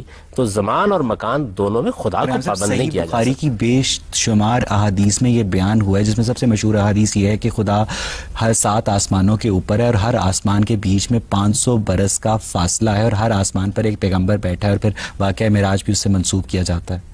اس میں تو یہ بات بیان کی جا رہی ہے کہ خدا ماورا ہے زمین و آسمان سے. تو خدا کا ماورا ہونا تو چاہیے اس کو ہر حال میں، اس کا علم ہر چیز کا احاطہ کیا. ماورا ہونے کے بعد خدا کہاں ہے اس چیز کو کبھی قرآن نے بیان نہیں کیا. قرآن خدا کی ذات کے بارے میں کوئی بات بیان نہیں کرتا، وہ آپ کو خدا کی صفات کا تصور دیتا ہے. جیسا کہ انہوں نے فرمایا کہ جب رؤوف ہے. ہارون یحییٰ جیسے اسکالرز مذہبی صحائف میں سے سائنس کو برآمد کرنے کی کوشش کرتے ہیں، تو آپ کو نہیں لگتا کہ وہ مذہب اور سائنس دونوں کے ساتھ زیادتی کرتے ہیں؟ نہیں، دیکھیے بات یہ ہے کہ ہارون یحییٰ کی کوئی چیز جب ان کے پورے استشہاد کے ساتھ سامنے آئے گی تو میں اس پر تبصرہ کروں گا. میں افراد پر اس طریقے سے تبصرہ نہیں کرتا. ان کی چیزیں میں نے بھی دیکھی ہیں، انہوں نے اس طرح کا کام کبھی نہیں کیا. وہ تو صرف ان چیزوں کی طرف توجہ دلا رہے ہیں جن میں قرآن مجید نے کوئی بات کہہ دی ہے. یعنی یہ نہیں کہہ رہے کہ آپ تمام سائنسی حقائق کو اس زاویے سے دیکھیں. سر میں یہ پوچھنا چاہ رہی ہوں کہ جیسے آپ نے ابھی کہا کہ قرآن پاک مطلب جن چیزوں کو ڈیفائن کر رہا ہے صرف انہی کو کر رہا ہے، آگے اس کے آگے وہ یہ کہہ دیتا ہے کہ خضوع کرو، مطلب آگے ایک عقل کو استعمال کرو. تو سائنس بھی تو ایک عقل ہی ہے نا. پھر ہم سائنس کو کیا کہیں گے؟ اگر ہم سائنس قرآن پاک کا یا اسلام کا پہلو نہیں لے رہے تو پھر اس کو کس سائڈ پہ ہم دیکھیں گے؟ سائنس کو سائنس کی حیثیت سے دیکھیں گے، اس سے فائدہ اٹھائیں گے، اس کا علم حاصل کریں گے. جس کا میں قرآن پاک میں ذکر کیا گیا اس میں کیا شبہ ہے کہ انسان کو اللہ نے عقل دی ہے، اس کی روشنی میں وہ اپنے لیے معیشت کے ذرائع تلاش کرتا ہے، وہ کاشتکاری کرتا ہے، اس نے انڈسٹری وجود میں لا کر دکھا دیا ہے، اس نے بے شمار اکتشافات کیے ہیں. اب یہ جہاز جس میں ہم سفر کر رہے ہوتے ہیں تو آپ قرآن سے اس کو جاننا چاہیں گی کہ یہ کیسے بنایا جائے؟ یہ انسان نے اپنی عقل کو استعمال کیا، یہ قرآن کا موضوع ہی نہیں. غازی صاحب سورہ بقرہ کی آیت نمبر 29 میں بیان کیا گیا ہے کہ پہلے زمین بنائی گئی، پھر آسمانوں کی طرف خدا متوجہ ہوا بنانے کے لیے، اور پھر 7 آسمان بنا دیے گئے. پھر آیت ایک سورت نازیات میں آیت نمبر 27 سے لے کر 29 تک بیان کیا گیا ہے کہ پہلے آسمان بنایا گیا اور پھر زمین بچھا دی گئی. پھر ایک تیسری سورت کی آیت نمبر 30 میں بیان کیا گیا سورہ انبیاء کی کہ زمین اور آسمان ملے ہوئے تھے، پھر ان کو جدا کر دیا گیا. یہ اگر ہم مذہبی نقطہ نظر سے دیکھیں تو یہ تینوں باتیں آپس میں کانٹراڈکٹ کر رہی ہیں.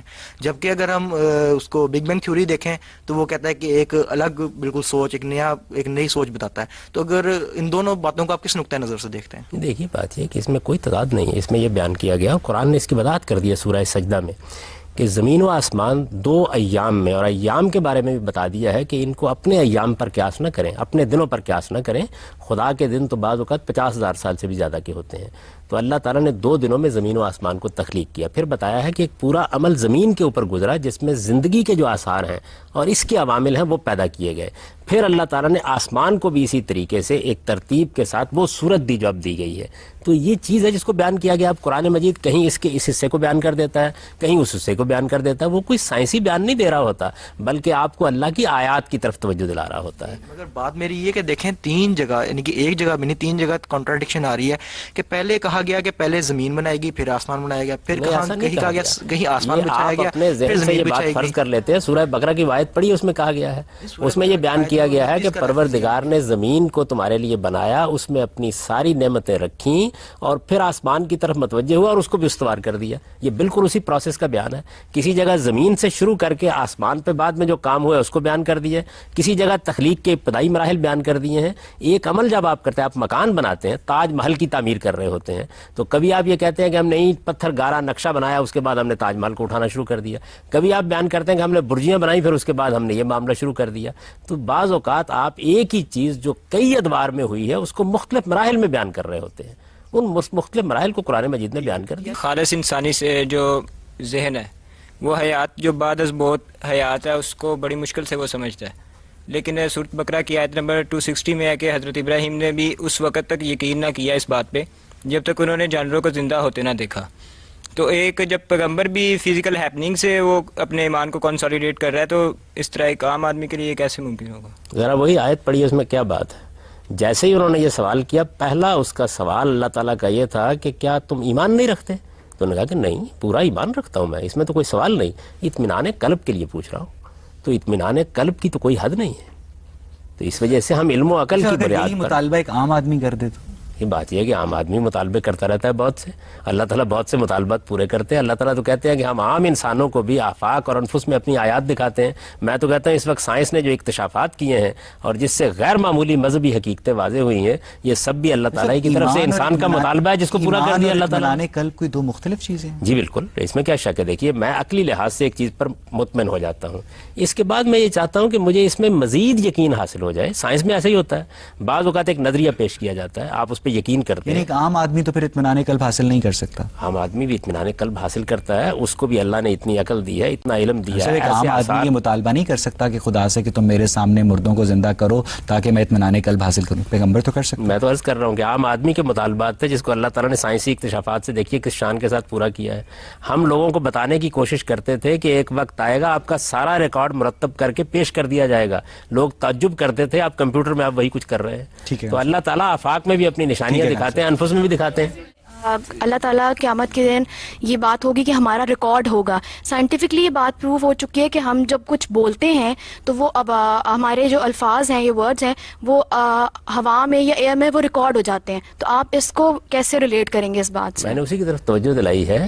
یہ پوچھ رہے تھے کہ ہمارے اطمینان قلب کے لیے کیا ہوتا ہے. میں کہتا ہوں کہ اس زمانے میں تو اللہ تعالیٰ نے ایسی نشانیاں اپنی دکھا دی ہیں کہ وہ اطمینان قلب ہی کا نہیں, اس سے آگے بھی کچھ چیزوں کا ذریعہ بن رہی ہیں.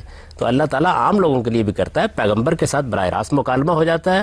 ہمارے لیے اللہ تعالیٰ اپنی آیات نمایاں کرتا رہتا ہے. اس کو قرآن نے بیان کیا ہے کہ ان قریب ہم تمہیں آفاق میں بھی اپنی نشانیاں دکھائیں گے اور تمہارے اپنے وجود میں بھی اپنی نشانیاں دکھائیں گے. کہہ سکتے ہیں نا کہ سائنس کو آپ مذہب سے یا اسلام سے آپ علیحدہ کر دو, تو اس بات سے تو یہی چیز ہوگی نا کہ وہ دونوں. یہ کسی نے نہیں کہا کہ آپ فلاں کو فلاں سے علیحدہ کر دو, یہ بتایا جا رہا ہے دونوں کا موضوع الگ الگ ہے. مذہب کا موضوع یہ ہے کہ وہ آپ کے اخلاق کی تطہیر کرے, آپ کے وجود کا تزکیہ کرے, آپ کو قیامت میں کامیابی کے قابل بنائے. وہ اخلاقی چیزوں کو اپنا موضوع بناتا ہے. سائنس کا موضوع اس کے بالکل برعکس یہ ہے کہ وہ طبیعیات میں تحقیق کرتی ہے, وہ دعاؤں میں تحقیق کرتی ہے, وہ آپریشن کے طریقے ایجاد کرتی ہے. ان کا مذہب سے کیا تعلق؟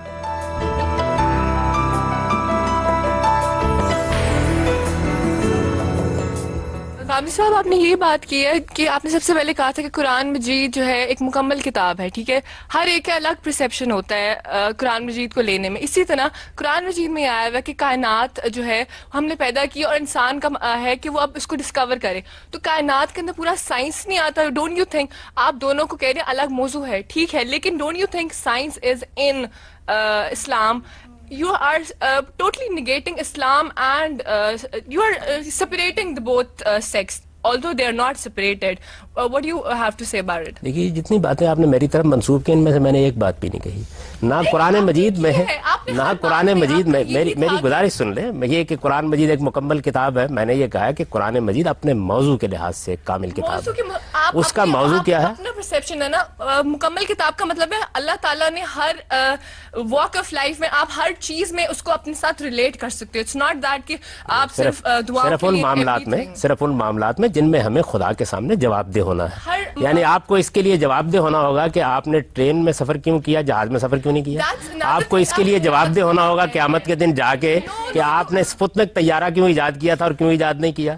آپ کو اخلاق کی چیزوں میں جواب دہ ہونا ہے. آپ نے سچ بولا, آپ نے دیانت سے کام لیا, آپ نے اعلیٰ ترین زندگی بسر کی, ایسی زندگی بسر کی جو اعلیٰ اقدار پر مبنی تھی. یہ قرآن کا موضوع ہے. یہ موضوع ہے, لیکن سائنس بھی اس کا ایک موضوع ہے. You cannot negate it. There is in thing. آپ کا سوال واضح ہو گیا, مجھے اجازت دیجیے. ایسا نہیں ہے. دیکھیے قرآن مجید میں کوئی سائنسی چیز کب زیر بحث آتی ہے؟ اس وقت زیر بحث آتی ہے جب مثلاً قرآن توحید پر دلائل دے رہا ہوتا ہے، آخرت پر دلائل دے رہا ہوتا ہے، اس کے ضمن میں وہ بات زیر بحث آتی ہے. کسی چیز کا موضوع ہونے کا مطلب یہ ہوتا ہے کہ اس کو موضوع بنا کر اس پر گفتگو کی جا رہی ہے. یہ قرآن نے کہیں نہیں کیا. قرآن آپ کے گھر میں موجود ہے. حضرہ کرم ذرا مجھے بتا دیجئے کہ اس وقت آپ کی طب نے جو ترقی کی ہے یہ کس آیت کے تحت کی ہے؟ ذرا بتا دیں مجھے. لیکن عقل و فہم ہم نے قرآن مجید سے ہی حاصل کیا نا، کہ آپ نے اور ڈسکور کرنا ہے پوری کائنات کو، ٹھیک ہے؟ اسی کے اندر یہ جو آپ قرآن کی طرف جو بات، میری گزارش، جو قرآن کی طرف آپ بات منسوب کر رہی ہیں، یہ قرآن نے کہاں کہی ہے کائنات کو ڈسکور کرو؟ اللہ تعالیٰ نے خود کہا ہے کہ کائنات میں نے بنائی. اور میں تو پوچھ رہا ہوں کہاں کہا ہے؟ قرآن مجید نے کہیں نہیں کہی یہ بات. قرآن کائنات کی طرف آپ کو توجہ دلاتا ہے کہ غور کرو اس کائنات کے اوپر اور جانو کہ یہ کس کی تخلیق ہے. وہ خدا کے وجود کی طرف آپ کو متوجہ کر رہا ہے، آخرت کی طرف متوجہ کر رہا ہے. خدا کے وجود کی طرف متوجہ نہیں کرتا کہ آپ نہیں، یہ سائنس کا موضوع نہیں ہے. دیکھیے سائنس کا موضوع یہ ہے کہ وہ کائنات کا مطالعہ کرے، اس کے قوانین اور لاز کا مطالعہ کرے، اس کی بنیاد کے اوپر چیزوں کو ایجاد کرے، اس کی بنیاد پر آپ کی زندگی کے اندر راحت پیدا کرے. یہ سائنس کا موضوع ہے. مذہب کا موضوع اس کے بالکل برخلاف یہ ہے کہ آپ کو یہ بتائے کہ ذات خداوندی کی صفات کیا ہیں، آپ کو قیامت میں کیا پیش آنے والا ہے. اصل موضوع یہ ہے. اس وجہ سے کہیں ضمناً ذکر آتا ہے، جس طرح سائنس کبھی ضمناً مذہب کا بھی ذکر کرتی ہے، تو ڈاکٹر بھی کرتا ہے. ایک ڈاکٹر مثال کے طور پر دوا کر رہا ہوتا ہے، کہتا ہے اللہ آپ کو شفا دے، تو اس کا مطلب یہ ہے کہ طب کا موضوع مذہب بن گیا. ٹھیک ہے ہم صاحب، اب بات یہ ہے کہ سورہ ملک کی 5ویں اور سورہ صافات کی 6، 7 اور 8 آیت میں ستاروں کی تخلیق کا مقصد یہ بتایا گیا ہے کہ وہ شیاطین کو مارتے ہیں تاکہ شیاطین اوپر کی باتیں یعنی خدا کی باتیں نہ سن سکیں. پہلی بات. حضرت سائنس جو ستاروں کی تخلیق کو بگ بینگ کا نتیجہ قرار دیتی ہے، حضرت اب اگر ستاروں کی تخلیق کا مقصد شیاطین کو مارنا ہے تو پھر کیوں ستارے ہر دم بنتے اور ختم ہوتے رہتے ہیں؟ مقصد تخلیق تو وہاں بیان نہیں ہوا. یہ کہا ہے کہ ہم نے ان ستاروں سے یہ کام بھی لیا ہے. یعنی جس طریقے سے دنیا کے اندر اللہ تعالیٰ بے شمار چیزوں سے بعض کام لے رہے ہیں، آپ بھی لے رہے ہیں. یہ بیان کیا وَجَعَلْنَاهَا رُجُومًا لِلشَّيَاطِينِ، یہ بیان کیا قرآن مجید نے کہ ہم نے ان سے یہ کام بھی لیا ہے. تو خدا کس چیز سے کیا کام لے رہا ہے، کیا کیا کام لے رہا ہے، اس کا احاطہ سائنس کب کرنے کے لیے بیٹھ گئی ہے. سائنس کا کام یہ ہے کہ وہ یہ بتائے کہ تخلیقی عمل کیسے ہو رہا ہے. خدا کا کام ہے وہ یہ بتائے کہ اس کے پیچھے کیا چیزیں کار فرما ہے. تو دونوں اپنے اپنے موضوع پر گفتگو یعنی آپ کے خیال میں ستاروں سے شیاطین کو مارنے کا کام لیا گیا؟ اس میں کیا شک ہے؟ قرآن نے اس کو بیان کر دیا، صریح لفظوں میں بیان کر دیا کہ یہ شعب ثاقب ٹوٹتے ہیں، یہ اصل میں شیاطین کو بگانے کا کام بھی کرتے ہیں. لیکن اس کا یہ مطلب نہیں ہے کہ ان کا صرف یہی مقصد ہے. اس پر ذرا دوبارہ غور کیجئے تاکہ وہ اوپر کی باتیں نہ سن سکیں. اب جب زمین گول ہے تو کوئی اوپر یا نیچے نہیں ہے، کیونکہ اوپر بھی آسمان ہے اور نیچے بھی آسمان ہے. لیکن پھر وہی بات آ جاتی ہے کہ اس زمانے کا شخص یہ تصور کرتا تھا کہ زمین فلیٹ ہے. جب زمین کو فلیٹ مانا جائے گا تو پھر اس آیت کا مطلب سمجھ آئے گا. اس زمانے کا بھی اور آج کے زمانے کا انسان بھی یہ زبان استعمال کرتا ہے. آج بھی ہم کہتے ہیں کہ میں اوپر کی طرف جا رہا ہوں، میں نیچے کی طرف آ رہا ہوں. یا تو زبان کو تبدیل کر دیں نا. آج کی زبان، آج سائنس نے بے شمار چیزوں کو تبدیل کر دیا ہے. آج بھی آپ جب عام گفتگو کر رہے ہوتے ہیں، میں نے ابھی مثال دی، یہ کہنا چاہ رہے ہیں کہ یہ باتیں لنگوسٹک بیریئر سے متعلق ہیں. ظاہر ہے کہ جب آپ زبان تو ہم صاحب خدا کیوں وہ لنگوسٹک بیریئر کراس نہیں کر سکتے؟ کہ لوگوں کے ساتھ گفتگو کرنی ہے، اور لوگوں کے ساتھ گفتگو کرنی ہے تو ان کے علم عقل سے بالا تر ہو کے گفتگو کی جائے گی. میں آج گفتگو کروں گا تو میں آج کی زبان بولوں گا، جو لوگ زبان سمجھتے ہیں، یعنی اس کے اندر سے آپ سائنس برآمد کرنے کی کوشش کر رہے ہیں. سیدھی سی بات ہے. آج بھی ہم کہتے ہیں کہ اوپر والا جانے، تو ظاہر ہے کہ اوپر والا جانے جب ہم بولتے ہیں تو اس میں کسی سائنسی حقیقت کی نفی نہیں کر رہے ہوتے.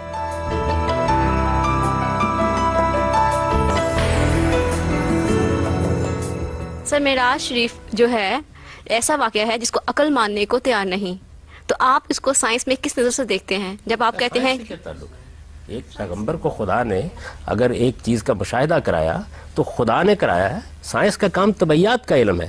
یہ دیکھیے یہ وہی غلطی ہے. سائنس کا یہ کام ہی نہیں ہے، وہ غلط چیز میں دخل دے رہی ہے. سائنس کا کام یہ ہے کہ طبعی قوانین کے تحت جو کچھ ہوتا ہے اس کو سمجھے. اس سے بالا تر ہے خدا کی ہستی، وہ جس طرح چاہے ان قوانین کو توڑ دے، اس کے مطابق جو جی چاہے کرے. سر سورہ فجر میں اس کی آیت نمبر 6 اور 7 میں قوم عاد کا ذکر کیا گیا ہے. تو قوم عاد کے لوگ جو ان سے تھے وہ کامت گر تھے. تو جو ہمیں سائنس بتاتی ہے، یعنی جو ہمیں امپرنٹس ملے ہیں سائنٹسٹ کو، فاسلز ملے ہیں، اس کے مطابق تو ہمیں کوئی ایسا فاسل نہیں ملا جس سے یہ ثابت کیا جا سکے کہ کوئی ایسی مخلوق تھی جو کہ بہت زیادہ قامت گر تھی انسانوں میں. تو سر آپ ایسی کوئی بات نہیں کہی. یہ بتایا ہے سورہ فجر میں سر سورہ فجر کے الفاظ پڑھیے، بتائیے کہاں کہا گیا اس میں کہ ان کی قامت کوئی عام انسانوں سے مختلف تھی؟ سر آپ اس چیز کو بہتر جانتے ہیں اور اس چیز کو ہم نے کئی جگہ سنا ہے. نہیں آپ نے سنا تو آپ کو پڑھ بھی لینا چاہیے تھا. قرآن مجید نے ایسی کوئی بات نہیں کہی. نہیں سر یہ بات ہے کہ قامت قد کے لوگ جو ان سے تھے، جب آپ جاتے ہیں کہ قوم عاد کی ہسٹری پڑھیں تو یہ بات کئی جگہ پر آئی ہے کہ جو لوگ تھے وہ قامت قد تھے. ہسٹری میں کیا آیا ہے لیکن وہ تھی وہ ایک الگ چیز ہے. قرآن مجید نے جو بات کہی ہے وہ یہ ہے کہ وہ بڑی ہی غیر معمولی قوم تھی، یہ ضرور کہا ہے. اور یہ ضرور کہا ہے کہ لم یخلق مثلھا فی البلاد، اس سے پہلے ایسی جسمانی قوت والی قوم کوئی نہیں ہوئی، یہ بات کہی ہے. لیکن اس میں کہیں نہیں کہا کہ ان کا قامت ہم سے زیادہ تھا یا کم تھا. اس طرح کی کوئی بات قرآن میں ہے. گاندھی صاحب اب میری اس بات سے کمپلیٹلی اگری کریں گے. قرآن پاک میں یہ ایک آیت ہے جو کہ یہ بیان کری ہے کہ اللہ تعالیٰ فرما رہے ہیں کہ ہم نے اس دنیا میں جو جتنے مخلوقات ہیں ان کو جوڑوں میں پیدا کیا. جبکہ ہم اگر اب جیسے جیسے ہماری نالج بڑھی اور ود ٹائم ہمیں یہ واضح ہو گیا ہے کہ انسانوں میں بھی صرف 2 جنسیں نہیں ہوتی، ایک تیسری جنس بھی ہے. اس کے علاوہ اگر ہم جانوروں میں بھی دیکھیں، کریچرز ہیں، ہمارے پاس ارتھ فارم ہے جو کہ جس میں میل اور فیمیل کا کوئی تصور نہیں ہے، وہ ایک ہی ہوتا ہے جو کہ خود بخود ریپروڈیوس کر رہا ہے. ہمارے پاس اور بھی بہت سی مثالیں ہیں. ہمارے پاس اسٹار فشز ہیں جو فریگمنٹیشن کے تھرو ریپروڈیوس کرتی ہیں. تو اس بارے میں آپ کیا کہیں گے؟ کیا اس ٹائم میں قرآن پاک یا اسلام کو یہ نہیں پتا تھا کہ دنیا میں ایسے کریچرز یا ایسی چیزیں بھی ایگزسٹ کرتی ہیں؟ قرآن مجید کو بھی معلوم تھا، انسان کو بھی معلوم تھا. ایک عمومی بیان ہوتا ہے. ہم کہتے ہیں دنیا میں مرد و عورت ہے، ان سے گفتگو کرتے ہیں، تیسری جنس کا ذکر نہیں کرتے. تو ایک عمومی بیان ہوتا ہے جو دیا جا رہا ہوتا ہے. آپ کا اصل میں پرابلم کیا ہے، میں آپ سے عرض کرتا ہوں، وہ یہ کہ گفتگو بات چیت کے اندر جو عام زبان بولی جا رہی ہوتی ہے اس میں سے آپ سائنس برآمد کرنا شروع کر دیتے ہیں. میں روز کہتا ہوں خواتین و حضرات. اب ظاہر ہے کہ چونکہ مجھے سائنسی معلومات ہو گئی ہیں تو مجھے کہنا چاہیے خواتین، حضرات اور پھر کسی تیسری مخلوق کا بھی نام لینا چاہیے. یہ عام گفتگو ہے جو ہم کر رہے ہوتے ہیں. آج راہ کرم اس کو زبان کے آداب میں رکھ کے لیکن ٹھیک ہے، یہ تو ہم انسان ہیں جو انصاف نہیں کر پاتے تیسری جنس کے ساتھ. تو وہ تو خدا تھا جو کمیونیکیٹ کر رہا تھا انسانوں کے ساتھ، تو اس نے کیوں نہیں بیان کیا ایک تیسری جنس کو؟ کہ خدا اسی زبان میں گفتگو کرتا ہے جو انسان سمجھتے ہیں، انسان بولتے ہیں. وہ بڑی اعلیٰ ادب کی زبان ہوتی ہے، اس میں اس طریقے کی باتیں نہیں کی جاتی. کزن میرج سے سر موروثی بیماریوں کا جو خطرہ ہے وہ 28% سے تک بڑھ جاتا ہے. اور سیکنڈلی سر یہ مغربی جتنے بھی تھنک ٹینکس ہیں ان کی ریسرچز میں بھی یہ ثابت ہوا ہے کہ مسلمان بچوں میں کم آئی کیو لیول اور کم ای کیو لیول کی ایک خاصی وجہ جو یہ ہے کہ وہ مسلسل اور نسل در نسل خاندانی شادیاں. سر اس کے علاوہ سر یو ایس میں کافی ریاستیں ایسی ہیں جہاں پر فرسٹ کزن میرج پہ پابندی لگ چکی ہے. سر اس پابندی کو آپ شرعی نقطہ نظر سے کس طرح بیان کرتے ہیں؟ اس کا شریعت سے کوئی تعلق نہیں، انسانی تجربات سے تعلق ہے. جیسے سگریٹ پر پابندی آپ نے لگا دی ہے، کسی چیز کا ضرر معلوم ہو گیا، نقصان معلوم ہو گیا، علمی طور پر تحقیق سے یہ بات واضح ہو گئی کہ اس میں یہ نقصان ہے، پابندی لگائیے. نقصانات مذہب کا موضوع نہیں ہے، مذہب کا موضوع اخلاقی چیزیں ہیں. اس میں جو حرمتیں حلتیں رشتوں کی قائم کی گئی ہیں وہ اخلاقی اصولوں پر. سر سورہ انفال میں بھی اس بات کا ذکر ہوا ہے کہ آپ کی پھپھو کی بیٹیاں، آپ کی خالہ کی بیٹیاں آپ کے لیے جائز ہیں شادی کے لیے. سر جائز ہے، لیکن یہ تو نہیں کہا گیا کہ واجب ہے ان سے شادی کر لیں آپ. سر نقصان دہ جائز تو بہت سے رشتے ہوں گے. وہ قرآن مجید جائز ناجائز کی بحث کرے گا اخلاقی پہلو سے. وہ یہ بتا دیا اس نے. اب کوئی نقصان سامنے آ گیا، کوئی ضرر سامنے آ گیا، اس کا فیصلہ آپ کیجئے. قرآن سگریٹ کو موضوع نہیں بنائے گا، کینسر کی تکلیف کو موضوع نہیں بنائے گا. اگر کسی چیز سے کوئی بیماری پیدا ہو رہی ہے اسے موضوع نہیں بنائے گا، وہ اخلاقی پہلو کو موضوع بنائے گا. یہی میں سمجھانے کی کوشش کر رہا ہوں. دنیا کے اندر جو ضرر رساں چیزیں ہیں وہ جیسے ہی آپ کی تحقیق میں آیا آپ بچیے ان سے، بڑی اچھی بات.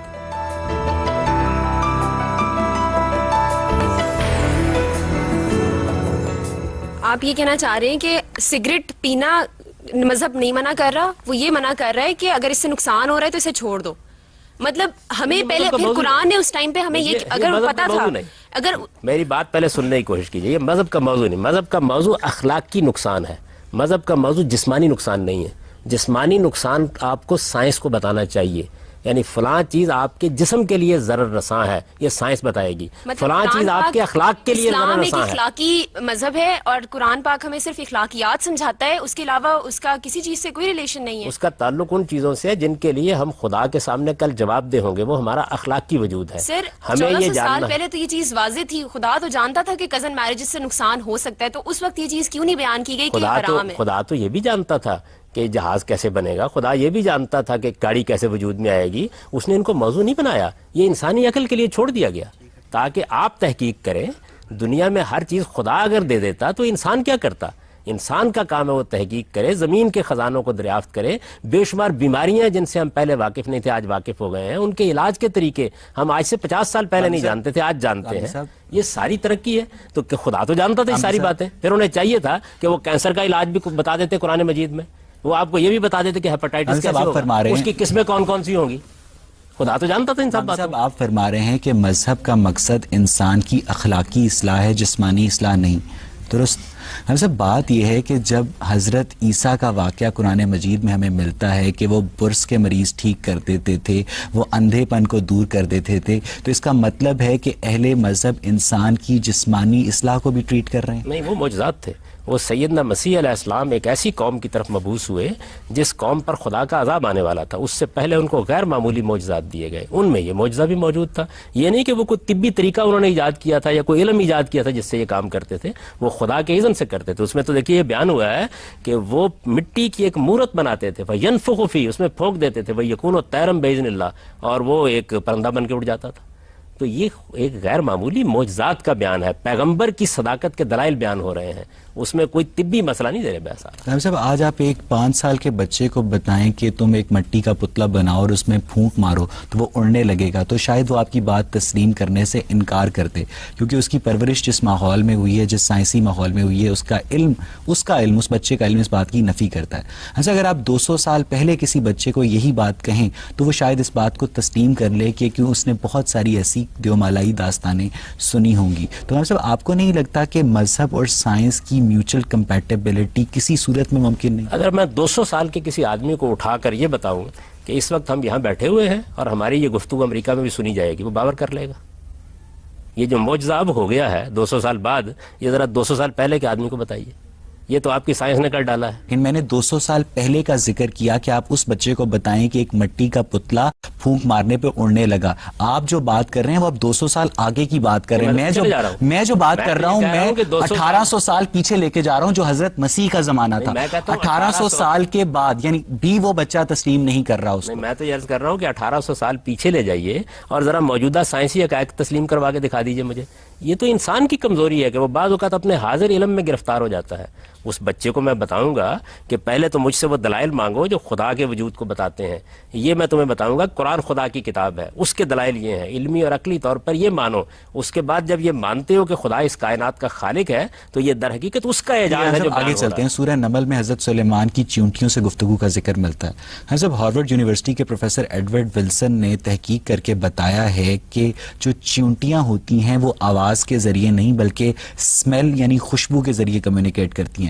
تو صاحب پھر کیا ہم اس قرآنی واقعے کو میٹافور سمجھنے میں حق بجانے پہ؟ نہیں، تو قرآن مجید نے کہاں یہ کہا کہ وہ آواز کے ذریعے سے بات کرتی تھی.